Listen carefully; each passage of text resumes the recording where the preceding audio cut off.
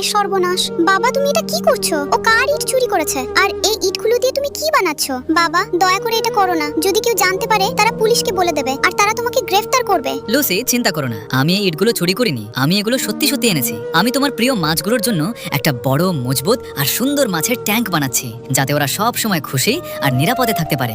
বাবা দয়া করে আমাকে ক্ষমা করে দাও, আমি তোমাকে ভুল বুঝেছিলাম। বাবা আমাকে একটা কথা বলো, তুমি আমার মাছগুলোর জন্য এত কষ্ট করে এত বড় একটা মাছের ট্যাঙ্ক বানাও, তারপর ক্লান্ত হয়ে বাড়ি ফিরে ভিডিও বানাও, কিন্তু তারপরেও কেউ তোমার ভিডিও পছন্দ করে না বা তোমার চ্যানেল সাবস্ক্রাইব করে না। বাবা আমার মনে হয় আজকালকার বেশিরভাগ বাচ্চারা শুধু নাচ আর গানের ভিডিও দেখে, সেই জন্যই কেউ তোমার ভিডিও পছন্দ করে না বা তোমার চ্যানেল সাবস্ক্রাইব করে না। লুসি, মন খারাপ করো না, ব্যাপারটা এমন নয়। আজও অনেক দয়ালু মানুষ আছেন যারা আমাদের মতো গরিব মানুষের কঠোর পরিশ্রম আর মন দিয়ে বানানো ভিডিও দেখতে পছন্দ করেন। এই আশা মনে রেখে আমি প্রতিদিন ক্লান্ত শরীর নিয়েও বাড়ি ফিরে ভিডিও বানাই। লিসি বেটা, এখন কান্না থামাও।